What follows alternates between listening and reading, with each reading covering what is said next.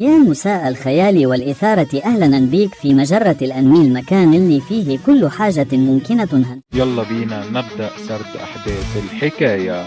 وفي الوقت اللي كان بطلنا بيعمل فيه حركات غريبة، كان له واقف وبيقول ان بطلنا اكيد معوش بلورات من دي. ما هي البلورات دي مش بتتلاقى غير في البعد القتالي اصلا، الا انه بيتفاجئ بيه فينجي بيقرب منه وبيقول له خد يا اسطى 100 مليون بلورة يا اسطى اهي. 100 مليون بجد مرة واحدة يا اسطى؟ طبعا ده كان كلام العجوز، واللي حاول يهدى بعدها ويقول انه اكيد خرف وشكله كبر في السن، بس بطلنا بيوضح له ان اللي سمعه كان حقيقي. فبيستغرب العجوز الغلبان وبيقول انهم حتى لو باعوا كل حاجة في الطايفة بما فيهم البنطلون اللي عليه، فمش هيقدروا برضه يجيبوا الكمية دي من البلورات. بس لما بيستخدم بعدها الكي عشان يفحص ايه اللي جوه خاتم التخزين الروحي بالظبط، بيتفزع وما بيبقاش مصدق اللي قدامه ده. ما هو شايف جبال وتلال وهضاب وزلازل وبراكين من البلورات الروحية قدامه، وبعدها بيكافئ النظام بطلنا ب 500 نقطة تبذير. ده غير كمان انه بيديله كتاب الدليل السري لطريقة عمل النسخة المحسنة من تشكيلة السيف ابو 9 نجوم. وبينما كان بطلنا واقف وبيسأل نفسه هي ايه التقنية السرية دي،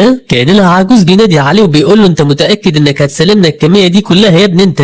طبعا هنا بطلنا بيفرد نفسه بيقول له انه فاهم هو بيعمل ايه كويس، وكمان بيطلب منه يسيب التشكيل الدفاعي مفتوح على طول، وبيعرفوا انه هيمدهم بالعدد اللي يحبوه من البلورات الروحية كل ما الكمية اللي معاهم تخلص، وده لان مجرد 100 مليون بلورة روحية بالنسبة له ملهمش اي لازمة. فالعجوز بيعيط من الفرحة وما بيبقاش مصدق نفسه، وبيقول انه كده هيقدر يخلي تشكيل السيف ابو 9 نجوم مفتوح بشكل مستمر بداية من اليوم. فيفينج بيستغرب وبيقول ان الاسم ده شكل اسم الدليل السري اللي لسه واخده من النظام دلوقتي حالا. فبيطلع الدليل ده وبيسأل الشيخ لو كان يعرف الكتاب ده بتاع ايه بالظبط. ولما بيبص الشيخ في الكتاب بيبدأ يترعش من اللي فيه، وده لانه يبقى النسخة المحسنة من التشكيلة الدفاعية بتاعت الطائفة الحالية. وطبعا فالنسخة دي بتستهلك كمية اكبر من البلورات الروحية، ولكن قوتها تبقى 10 اضعاف قوة التشكيل العادي. ولما بطلنا بيحس انه بيبص له بص جبتها منين، بيقول له ارجوك ما تسألنيش يا عم لو، عشان الموضوع مش ناقص تعقيدات يا معلم. وطبعا فلو بيقول له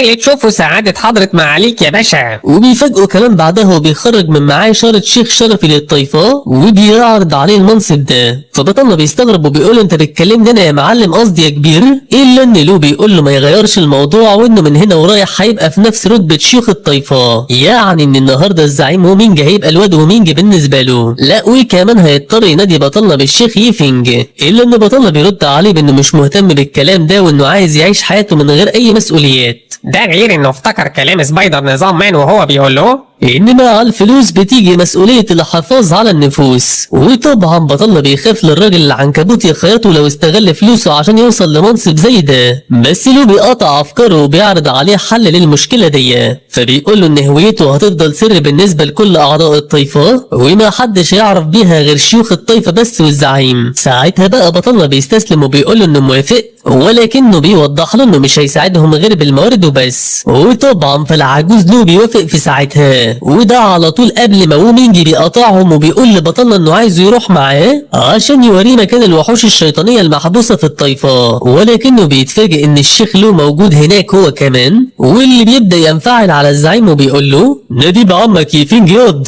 وبيبدأ يفهمه بعدها ان يفينج بقى واحد من شيوخ الطائفة وعشان كده لازم يحترمه بالظبط زي ما بيحترمهم. وطبعا فعم الحاج ما بيعترضش، ولكنه بيسأل له على اللي عمله يفينج عشان يوصل للمنصب ده. فلو بيقول له انه قدم دعم فاجر وجاحد للطائفة، ولكنه ما بيرضاش يقول له التفاصيل بعدها، وده اللي بيخلي ومينجي يقول له بقى كده يا سعادة الشيخ طب ماشي. وبيروح على عم الشيخ الكبير يفينج وبيسأله عن الدعم اللي بيتكلموا عليه ده. فبطلنا بيقول له يا اسطى ما تنادينيش بالاسم ده ارجوك، وكمان ولانه عبيط فبيعرف الزعيم انه دفع 100 مليون بلورة روحية. فبيتصعق الزعيم وبيلبس لبس مطبلاتي وبيقعد يطبل ويقول له ده انت مش بس تبقى شيخ، ده انت تبقى صاحب الطائفة كلها يا سعادة البيه. وساعتها بيحس يفينج بالاحراج وبيغير الموضوع بسرعة وبيقول له يلا بينا يا اسطى على حديقة حيوانات الوحوش الشيطانية اللي عندكم. وفي الوقت ده كان له رجع لكهف العزلة اللي ورا الطائفة، وهناك بنشوف جانج بيسأله لو كان رجع الاحجار الروحية بالفعل ولا لا، وبيوضح لنا تشو انهم عملوا كده اصلا عشان بطلنا ما يفتكرهمش بيحاولوا يستغلوه، وده بعد ما خدوا منه 70 حباية تنوير بالعافية. ويخرب بيت دي شغلانة. بس العجوز بيحرك دماغه بالنفي، وده اللي بيخليهم يتفاجئوا ويستغربوا، وكمان بيبداوا يسالوه ازاي يعمل حاجه زي كده وهما مش محتاجين المبلغ ده دلوقتي نهائيا. فبيديهم الصدمه اللي بعدها وبيقول لهم انه مش بس ما رجعش الفلوس، لا ده كمان خدع عليهم هدايا تانية، وبيوضح لهم انه حاول يمنع نفسه من انه ياخد الهدايا دي، ولكن طائفتهم محتاجه الحاجه دي قوي لانها قربت تخلص من عندهم. وطبعا هنا بيسود المكان لحظه صمت قصيره، لان كل واحد في الشيوخ كان بيحاول يحلل الموقف بطريقته. وبعدها بلحظات بيسالوا تشو عن كميه الاحجار الروحيه اللي ما قدرش يرفضها دي، الا ان الزعيم فاجئهم وقال لهم ان دي مش احجار روحيه ولكنها تبقى 100 مليون بلوره روحيه عاليه المستوى. فشينجي بتتفزع وبتمسك الخاتم عشان تتاكد، وبيبدا العواجيز كلهم يقولوا ان مستقبل الطائفه بقى مضمون بالكميه دي كلها لالاف السنين. بس لو بيقطعهم وبيقول لهم ان البلورات دي مش هتقعد معاهم لالاف السنين اصلا، لانه بيخطط يستخدمهم عشان يخلي المصفوفه متفعله بشكل مستمر. فبيبصوا له بصه مين لعب لك فيها يا اسطى؟ دماغك دي بقت غريبه قوي الصراحه من ساعه ما رجعت. ولكنهم بيبداوا ينفعلوا بعدها ويسالوه لو كان في حد هيهاجمهم ولا ايه. ما هو ده السبب الوحيد اللي ممكن يخليه يبقى مبذر بالشكل ده، الا ان لو ساعتها بيستخدم حركه بطلة اللي اتعلمها جديد، وبيقول لهم انهم لو احتاجوا تاني فممكن يحصلوا على كميه اكبر من دي كمان وبكل سهوله. وساعتها بيعيط الشيوخ على حياتهم اللي ضاعت، لان من ساعه ما بطلة جه طايفه وبقوا حاسين انهم شحاتين جنبه. بس المفاجآت ما بتخلصش لحد هنا ابدا،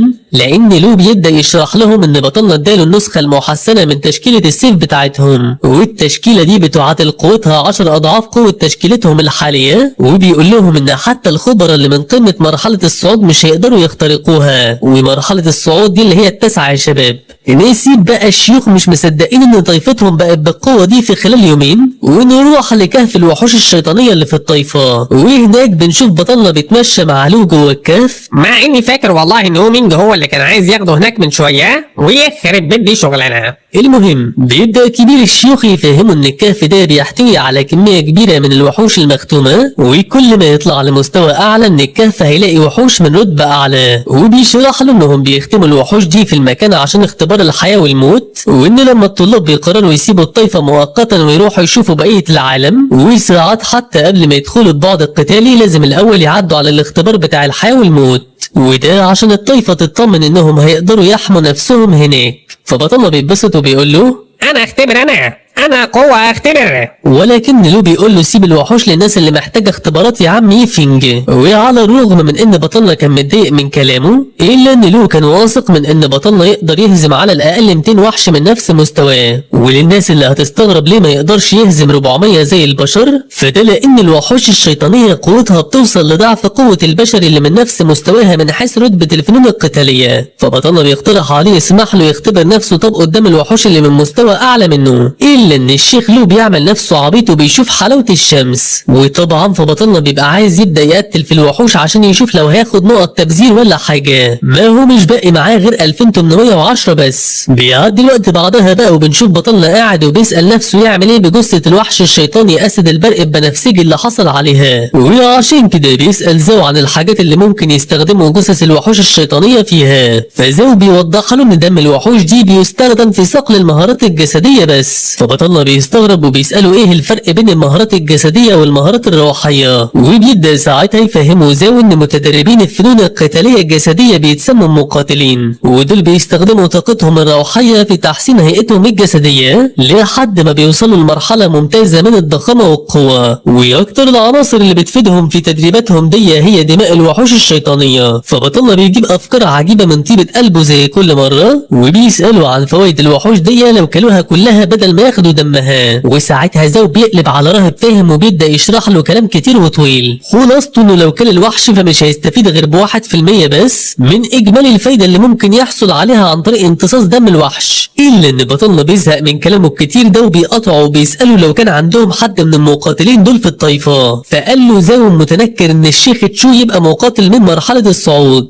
ده غير كمان انه يبقى صانع اسلحة مشهور جدا. وقعد يرغي بعدها لحد ما بطلنا سابه ومشي. وطبعا زو كان حاسس ان بطلنا معاه جثة وحش شيطاني عالي مستواه، وكان خايف جدا لا يكون بيفكر يطبخ الوحش ده وياكله. وبعدها بقى بنروح لساحة التدريبات، وهناك بنشوف بطلنا واقف والناس بتتساءل لو كان هيعارك حد تاني النهارده ولا ايه الكلام. وطبعا فمينج بيبقى نايم على الارض وبيقول لهم ان اخره يتفرج وبس، ولكنهم بيتفاجئوا ببطلنا طالع فوق سقف واحد من البيوت وبيقول لهم انه مش جاي يتعارك النهارده، ولكنه بس جاي عشان يشاركهم وجبة لحمة ملهاش مثيل. وطبعا زي العبيط بيبدأ يخرج الوحش من خاتم الابعاد بتاعه، وده بيتسبب في تحطيم حلبة القتال اللي لسه مخلصين تصليحها حالا. ولكن ولما بيلاقوها مجرد جثة وحش ومش وحش حي، بيطمنوا ان الكائن اللي اسمه يفينج ده ما تهورش المرة دي. وبيطلع بعدها بطلنا فوق جثة الوحش ده وبيقول لهم يقطعوا فيه معاه ويشتغلوا بلقمتهم. وطبعا كلهم بيوافقوا طالما الاكل ببلاش، ولكن لما بييجوا يقطعوا الوحش سيوفهم بتتكسر. ده حتى اللي حاول يقطعه بسيف ممزوج بطاقة الكيد كسر السيف منه برضه بعد ثواني. فبطلنا بينادي على النظام وبيقول له ساعدني هنا يا اسطى الله يخليك، شكلي هيبقى سروال قدام العيال كلهم. فالنظام بيوافق انه يسلفه بشكل مؤقت 100 سكينة عشان هيبة المبذر الاعظم ما تروحش. بس بطلنا بيستغرب من شكل السكاكين دي وبيقول له دي مصدية يا صاحبي، الا انه للاسف ما عندوش اي حل تاني، وعشان كده بيروح ناحية التلاميذ وبيقول لهم يستخدموا السكاكين دي بدل السيوف اللي معاهم. ووسط ما مجموعة من العيال كانوا مستغربين من شكل السكاكين المنتنة دي، كان في واحد نجح يقطع ريش الوحش بالسكاكين وكان عمال يشكر في قوتها وحدتها كمان. وواحد تاني كان نازل تقطيع في لحم الوحش برضه، وحتى كان في واحد عبيط تالت عمال يقطع في صوابعه معرفش ليه. وطبعا فيفينج كان مبسوط جدا من السكاكين دي وكان عايز يشيلها معاه، الا ان النظام قال له لو راجل ولابس سروال حاول ما ترجعهمش بس، وهتشوف ساعتها هاخد منك كام نقطة تبذير قصادهم. وطبعا يفينج بيضعف قدام نقط التبذير وبيقرر فعلا يرجعهم بمجرد ما يخلصوا تقطيع الوحش. وبعدها بشوية بقى كانوا خلصوا تقطيع الوحش وبدأوا ياكلوا منه كمان. وفي نفس الوقت اللي كان الكل بياكل وفرحان بنروح بقى لمكان على بعد 10 اميال شرقا من الطيفة. هناك بنشوف واحد بيخرج من ثقب ابعاد شكله غريب، والراجل ده بيكون اسمه لوكاي او كاي يعني منعا لتشابه الاسماء. وبيكون مستغرب جدا لما بيشوف التشكيل الدفاعي بتاع الطايفة متفعل، لان ده معناه ان الطايفة بتتعرض للهجوم دلوقتي. فبدأ يسأل نفسه وهو في حالة دهشة مين ممكن يكون بيهاجمهم غيره، وبعدها على طول بيقرر يهاجم المصفوفة الدفاعية دي بكل قوته، وبيكون عايز يختبر مدى قوته الحالية. وده طبعا عن طريق انه يشوف هيقدر يستحمل كام هجمة من هجمات المصفوفة عليه. الا انه ساعتها بيتفاجئ ان قوة هجمات المصفوفة بقت اضعاف قوتها قبل كده، لدرجة انه من اول هجوم بيتم دفعه للخلف بقوة كبيرة. وساعتها بيبدأ يستغرب لأن تطوير مصفوفة من المستوى ده تعتبر حاجة صعبة جدا حتى على أقوى الأشخاص، ولكن أفكاره بتنقطع بصوت وومينج واللي بيقول له أنت اتجنيت في عقلك ولا إيه يا جدع أنت؟ ما هو مستغرب إزاي واحد في قوته ما خدش باله من نوع المصفوفة الجديدة قبل ما يتطور بالشكل ده. وبنعرف بعدها من كلامهم إن كاي مش عدو للطائفة ولكنه من النوع اللي بيحب القتال، وإنه كمان يبقى صاحب الزعيم وومينج من فترة كبيرة. وبيبدأ بعدها يتفخر بنفسه قدام عم الحاج وبيقول له انه قدر يجمع 80 بلورة روحية عالية المستوى بحالهم من البعد القتالي. فومينج بيقول له ال80 دول اخرك تشيلهم في سروالك يا اسطى، ويلا من هنا بقى عشان هنرش ميه. وده طبعا وسط ما كان عقل كاي خلاص هيفك منه، ولكنه بعدها بيهدي نفسه شوية وبيسأل الزعيم عن سبب تفاعلهم للتشكيل الدفاعي في وقت زي ده، وكمان بيسأله مين الفاجر بزيادة اللي قدر يطور قوة المصفوفة للمستوى ده. هنا بقى مناخير الزعيم طولت وجات له فرصة التباهي العنكبوتية، وقال لكاي انهم معاهم كمية بلورات كتيرة جدا فقرروا يصرفوا شوية منها. ما زي ما انت بقى عارف يا عم كاي اللي معاه قرش محيره يجيب حمام ويطيره. ووسط ما كاي كان متعصب وعمال يقول له انت هتهري ولا ايه يا عم الحاج انت، فجأة وومينج وقال له انه معاهم 100 مليون بلورة روحية دلوقتي. 100 مليون ايه بالظبط قولي؟ ودي كانت الكلمات اللي كاي كان نفسه يقولها، ولكنه مسك نفسه وحاول يتظاهر انه مش متفاجئ خالص، وكمان طلب منه يقعد معاه شوية عشان يحكوا مغامراتهم لبعض. وبالفعل انطلقوا في طريقهم لبيت الزعيم، وفي الطريق بدأوا يشموا ريحة اكل قوية وفخمة، ومن الريحة دي عرف كاي انه انهم طابخين اسد البرق البنفسجي، وطلع يجري زي المجنون بسرعة ناحية الريحة دي. وفي خلال ثواني كانوا وصلوا لساحة التدريب بتاعة الطايفة، واللي شافوا فيها الوحش مطبوخ والعيال راحة جاية عمالة تعبي اطباق وتاكل. وطبعا الزعيم بيبقى مصدوم ساعتها، وكاي كمان بيبدأ يعيط من التبذير اللي شايفوه. وبنعرف من الزعيم بعدها سبب غضبهم، وهو ان الوحش ده يبقى من الطبقة التاسعة من مرحلة الصعود، وانه كمان كان مخلص اختبارات الصعود السماوية كلها بشكل نهائي، يعني كان ناقص له كام يوم كمان بس ويبقى خالد ويطلع الطبقة العليا. وبيبدأ بعدها كاي يتعصب ويمسك الزعيم من هدومه ويسأله جابوا منين كل الفلوس دي، ما هو شايفهم قدامه بياكلوا وحش غالي جدا بدل ما ياخدوا الدم بتاعه. ولكن هو مينجي بيقول له ان الطايفة مش غنية، بس اكيد ايلون ماسك اللي عندهم هو صاحب حوار الوحش ده، الا ان كلامهم بيتقطع بعدها بلحظات لما بيلاحظوا ان العيال بتستخدم سكاكين قوية جدا لدرجة انها بتقطع لحم وحش من المستوى ده في ثواني. وبيبدأ بعدها الزعيم يتصل بشيوخ الطايفة عشان يجوا يشوفوا اللي الشيخ المبذر بيعمله. وده في نفس الوقت اللي كان كاي عقله بدأ يسيح، ما هو مش عارف اذا كان المفروض يتفاجئ من اكلهم للوحش الشيطاني ده ولا يتفاجئ من السكاكين الاسطورية اللي ما شافش زيها في حياته. وطبعا بعد ما الزعيم نبه الشيوخ باللي بيحصل، بدأ كاي يسأله مين يفينج اللي انت سايبه يعمل اللي يحبه في الطايفة ده. وساعتها بدأ الزعيم يحكي له ان ده يبقى مطبعة الفلوس الجديدة بتاعتهم، وان هو ده اللي ادالهم النسخة المحسنة من المصفوفة وكمان ال 100 مليون بلورة روحية. وبعد مساهماته دي كلها فشيوخ الطايفة رقوا لرتبة شيخ شرفي، ومن ساعتها فالزعيم بقى مضطر يقول له يا جد ويمسك ايده ويشده. وفي نفس الوقت ده وفي الكهف اللي ورا الجبل بنشوف تشو قاعد بيترعش من شدة العصبية، وخلال ثواني بيفقد السيطرة على اعصابه وبيطير في اتجاه بطلنا، وده بعد ما سمع انه طبخ الوحش اللي كان على وشك انه يكون خالد. ولكن الشيوخ بيمسكوه بسرعة وبيقولوا له يهدى وما يروحش هناك في الحالة دي. وبيبدأ بعدها لو يوضح انه متفهم غضب تشو كويس لانه وحش بالقوة دي بالنسبة للمقاتلين بالظبط زي حبوب التنوير بالنسبة لهم هم كروحانيين. فبيبدأ بعدها تشو يعيط ويقول له طب ما انت فاهم اهو يا عم لو. وساعتها لو بيقول له هدي نفسك بس شوية مش كده، وانهم لازم يروحوا هناك بسرعة عشان يلحقوا اي حاجة من جسد الوحش ده قبل ما الطلاب ياكلوه كله. ولكنه بيوضح لتشو ان دي حاجة تيفينج وهو الوحيد اللي ليه حرية التصرف فيها، فلو رفض يديهم من دم الوحش ده فساعتها ممكن يطلبوا منه يسمح لهم ياكلوا من الوحش زي بقية الطلاب. وفي ساحة التدريب بيكونوا مينج وكاي وكم واحد تانيين عاملين مسابقة على مين يقدر ياكل اكتر. وطبعا الشيوخ الكبار لما بيشوفوا اللي بيحصل دماغهم بتلف لانهم مش فاهمين زعيم طائفتهم هيف كده ليه. دول حتى بعد شوية بيدقوا الطبول وبيتضح ان اللي فاز بالمسابقة يبقى كاي، يعني الزعيم دخل هزق نفسه وخسر كمان. وبعدها بيقربوا زعماء الطايف بسرعة من المكان قبل ما الاكل كله يخلص في المسابقات. وطبعا لو بيبقى في حالة من الاحراج الاخطبوطي، ولكنهم بيتجاهلوه بيكلموا ييفينج وبيسألوه لو ممكن يشاركهم في الاكل بتاعه. وطبعا فبطلنا الجدع بيسمح لهم بكده في نفس الثانية. ولما بيخلصوا تشو بيتفق مع ييفينج انه ياخد العظم بتاع الوحش، وساعتها يفينج بيقول له اتفضل عضعض براحتك ويصفوا النية ارجوكوا. وبعدها بيبدأ الزعيم يعرف بطلنا على كاي وبيقول له انه يبقى مقاتل من الطبقة الرابعة من مرحلة الصعود. وبيبدأ الزعيم يزعق لكاي عشان يرحب بحضرة الشيخ ييفينج، وده بيتسبب في تحية غريبة ما بينهم الاتنين. ما هو بطلنا بيناديه بالسينيور وكاي بيناديه بالشيخ، بس ييفينج بيبدأ يفهمنا بعدها انه عمل كده عشان الزعيم يبقى المعلم بتاعه، وطالما كاي صاحبه فلازم ييفينج يحترمه. ما هي شنشوي تبقى معلمته وبكده ابوها كمان يبقى معلمه.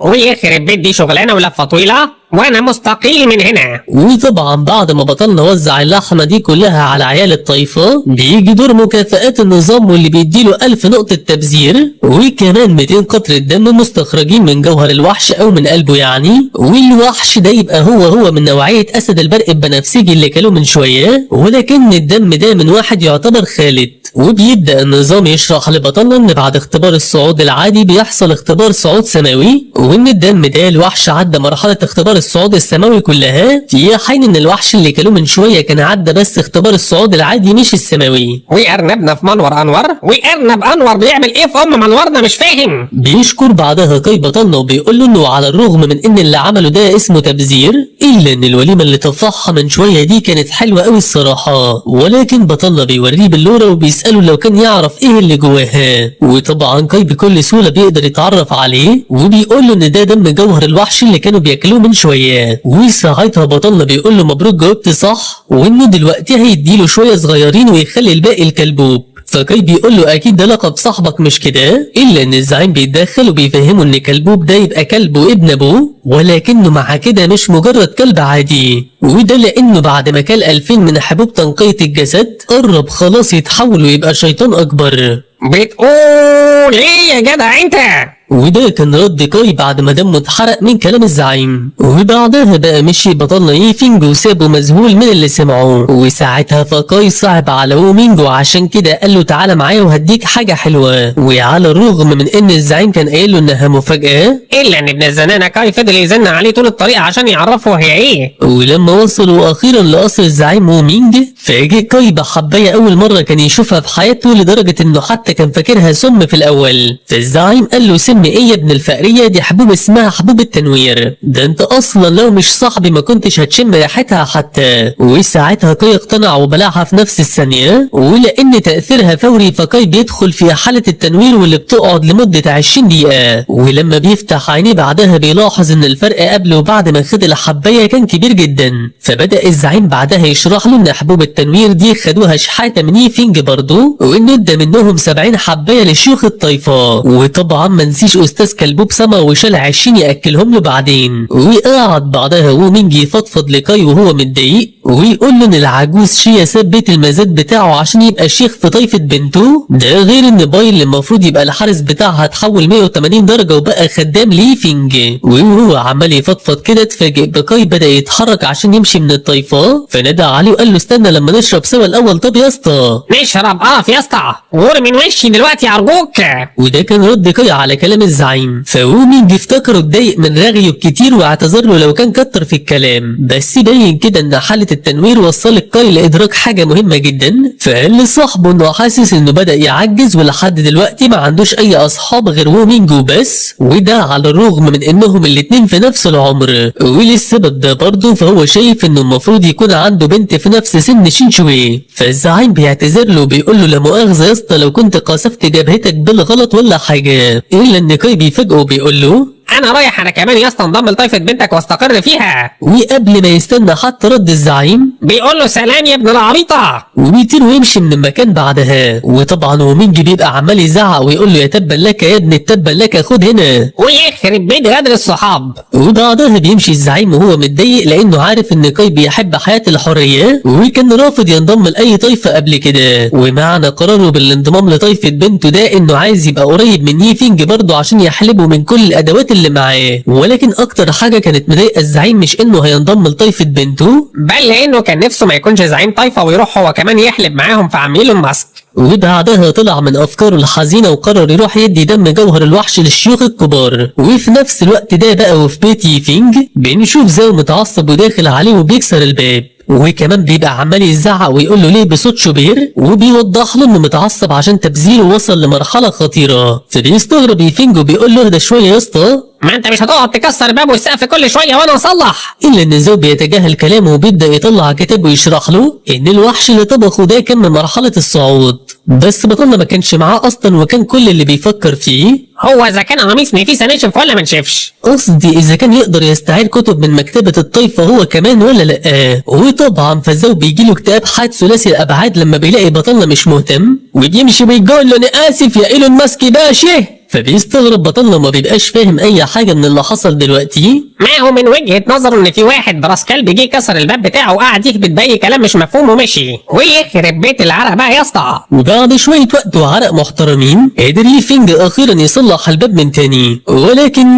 لا يا حماده لا عمرها ما كانت بالسهوله دي يا حماده يا حبيبي. وعشان كده بيتفاجئ بواحد تاني بيكسر الباب عليه، بل وبيكسر وشه هو كمان معاه. واللي عمل كده بيكون الشيخ تشو اللي بيبقى داخل يسال يفينج لو كان نايم ولا حاجه، وفعلا ساعتها بيلاقيه نايم على الارض ومتساوي بالاسفلت. وبعدها بثواني بطلنا بيقوم وبيعلن استسلامه وبيقول له اتفضل 10 قطرات دم من بتاعه الوحش ايه يا باشا. ووسط فرحه تشو بالهديه الغير متوقعه دي ابدا كان بطلنا بيقول تبا لغدر المعلمين. وده لانه متاكد ان الزعيم الواشي ومينج هو اللي عرف تشوب الحوار ده. وطبعا بعد ما مشي الشيخ واخيرا بدا بطلنا يقرر انه يعزل من المكان ده وينقل لمكان بعيد عن بيت الشيوخ شويه. وبالفعل تاني يوم بيصحى في بيته الجديد وبيلاقي ان منتج النظام لليوم هو 100 من بخور تهدئه الروح. والبخور ده بيزود فعاليه التامل وصقل المهارات عن طريق استخدامه في المكان اللي الواحد بيتدرب فيه، وهنقول عليه للاختصار بخور الروح. وطبعا وكالعاده بطلنا بيهبد وبيقول انها اكيد هتخليه ينام مرتاح بشكل اكبر، ولكن وتحت عنوان وراك لحد ما نموتك من الارهاق بنشوف الزعيم وشيوخ الطائفه واقفين بيراقبوا بيت ييفينج الجديد من بعيد. وبيعملوا كده لان الزعيم عارف كويس ان بطلنا كل يوم الصبح بيبذر من حاجه مختلفه عن اليوم اللي قبله. فبيقول لهم ان مره كان بياكل الكلب شظايا السيف اللامتناهي، ومره تانية كان بيرمي احجار روحيه من فوق السيف، وامبارح بقى كانت وليمه الوحش الشيطاني. وهم واقفين بيرغوا مع بعض عن مدى السعاده اللي بيحس بيها ايلون ماسك اثناء التبذير، بيبدا الزعيم يشم ريحه قويه طالعه من اوضه ييفينج، وقبل ما يتكلم حتى ولا يقول اي حاجه بيتفاجئ بلو بينط من جنبه وبيصرخ بكلمة بخور الروح. وبكده فالباب الجديد انتهى امره هو كمان تحت شعار هتروح مني فين دي الطايفه كلها قولوا صلاه. وطبعا ييفينج بيصوت لما بيشوفهم، ما هو ما بقاش عارف يغور في انهي داهيه عشان يسيبوا الباب في حاله، ولكن لو بيفضل يشم عشان يتاكد من الريحه وبيسيب بطلنا يكلم نفسه لحد ما ييفينج بيقول له بتشم ايه بس يا عم الشيخ انا لسه مستحمي. وساعتها بيبدا يساله له عن الماده اللي اتصنع منها بخور الروح ده، فبيوضح له بطلنا انها من شجره الالفيه الغامضه لاسياد الظلام. وهنا بقى بيحاول له يتملك اعصابه وبيقول له بكل هدوء انه كده يبقى بخور حلو، وده على الرغم من انه كان عايز يصوت لانه مش مصدق اللي سمعوه. وطبعا بطلنا لما بيلاقيه بيتكلم بهدوء كده بيكمل استخدام بقيه العطور او البخور يعني، وده وسط الشعور له بانه لو مسكوا هيفلقوا نصين. ده هو عمال بيولع قدامه في كنز معمول من شجره عمرها الاف السنين. لا وكمان لما زهق جاب حاجه زي الفرن وحلف لا يولع فيهم كلهم مره واحده، ما هي زباله بقى ومحدش عايزها. وده طبعا في حين ما الزعيم ولو كانوا بيبصوا لبعض ومش عارفين يعملوا ايه عشان يوقفوه. وبداوا بقيه الشيوخ كمان يعيطوا لان مفعول عود البخور الواحد زي 100. ووسط ما الشيوخ كانوا حاسين بكل المشاعر السلبيه مره واحده بعد اللي المبذر المنحرف ده عمله بيتفاجئوا انه راح ينام بدل ما يتمرن. ساعتها طبعا قوم يا جحش انت بقى تولع كل العطور دي وتروح تنام. وده كان الكلام اللي له نفسه يقوله لبطلنا، ولكنه قدر يتملك اعصابه وقال لبطلنا انهم هيمشوا عشان يسيبوه ينام. وبمجرد ما خرجوا من بيت استاذ مبذر باشا يا ابن الذين اللي العيال بتلعب لك في دماغك عيل عقل لا يطاق من كتر التبذير والانفاق.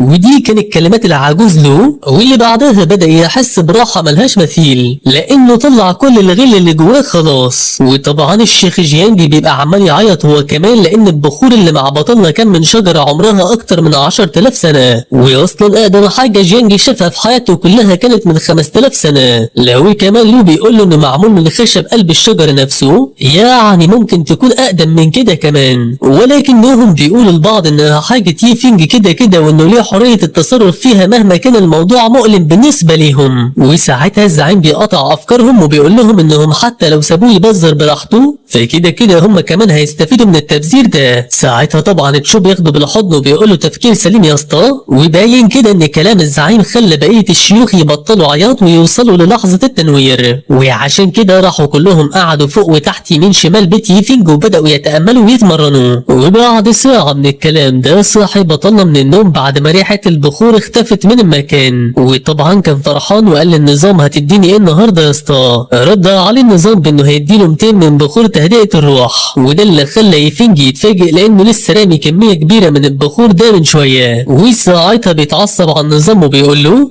ارحم امي بقى يا عم مش عايز بخور ولا ريحه. ما هو ما يعرفش ان كل ما تحلو الريحه كل ما عيشتك بتبقى مريحه وخلصانه باعواد بخور. بيبدا بعدها يفكر في طريقه يتخلص بيها من العيدان دول، وساعتها بيخرج بره البيت عشان يشوف هيديها لمين. وقتها بيتفاجئ بالشيوخ والزعيم قاعدين حوالين بيته، ولما بيسالهم قاعدين هنا ليه بيقول له انه متدرب الفنون القتاليه بيتاملوا في اي حته واي مكان. فبطلنا بتجيله فكره جهنميه وبيقرر يدي العيدان اللي معاه لشيوخ الطائفه عشان يبخروها، وبيحط بعدها قدام له عيدان البخور ال200 كلهم وبيسيب المكان ويمشي من غير ما يقول اي كلمة. ساعتها طبعا دماغ لو بتفك منه وبيسأل بقية الشيوخ عن المقصود باللي عمله ده، ما هو اصل ليه فنجان ولا حاجة ومشي من غير ما يوضح لهم السبب حتى. وساعتها الزعيم بيشغل زرار الزرتنج وبيقول انهم لما قالوا ليه فنجان الحاجات دي كويسة بس وما قالوش عليها فشيخة، فبطلنا الساحل واتقمص وقرر يتخلص منها ويديها كلها للزعيم. ولكن طبعا الشيخ لو بيبقى عايز يتأكد من كلام الزعيم وبيقوم يخبط على باب بطلنا وبيسأله لو كان عايز يتخلص من العيدان اللي اداها له دول. وطبعا يفينج بيرد عليه وبيقول له ارميهم في اقرب زبالة او عطر بيهم الطيفة لو حابب. وساعتها علامات الانحراف بتملى وش لو، بيقول لاصحابه يلا بينا على الكهف. ولما بيوصلوا هناك بيبدأ لو يقلب على هايزنبرج وبيلف العيدان في اكياس حشيش ويدي لكل واحد من الشيوخ كيس. ولما بيخلص وبيجي دور الزعيم ومينج الغلبان بيقول له لو يغور في داهية، وده لانه قرر ما يديلوش ولا حتى عود واحد، وفوق ده كله بيشيله ويرميه بره المكتب كمان. وهنا بقى فهم الزعيم ان اللي اوحش من غدر الصحاب هو غدر العواجيز، ما هم كانوا قاعدين بيشحتوا سوا وفي الاخر بدل ما ياخد عيدان قعد عليها على السلالم يعني اقصد. وصفوا النية ارجوكوا. ولما قفل له الباب وبص وراه اتفاجئ بتشو طلع يجري عليه وبيقول له انهم من النهارده هيبقوا شحاتين بجد. وبيلبس لبس متسولين بعدها وبيقول له انهم هيروحوا يقعدوا قدام بيت يفينج كل يوم الصبح، وكمان في كل بيسالهم على حاجه اذا كانت حلوه ولا لا هيقولوا له انها معقوله وبس. وطبعا لو بيوافق على الحوار ده وبيحاول يقنع نفسه انهم هيعملوا كده بس عشان مصلحه يفينج. ويا ترى يقصد انهي مصلحة فيهم بالظبط؟ وكده نكون وصلنا لنهاية حلقتنا. لو عجبك الحكاية هدينا لايك وادعمنا باشتراك، واستنى الحلقة الجاية من مجرة الأنمي، دايما عندنا الجديد. سلام.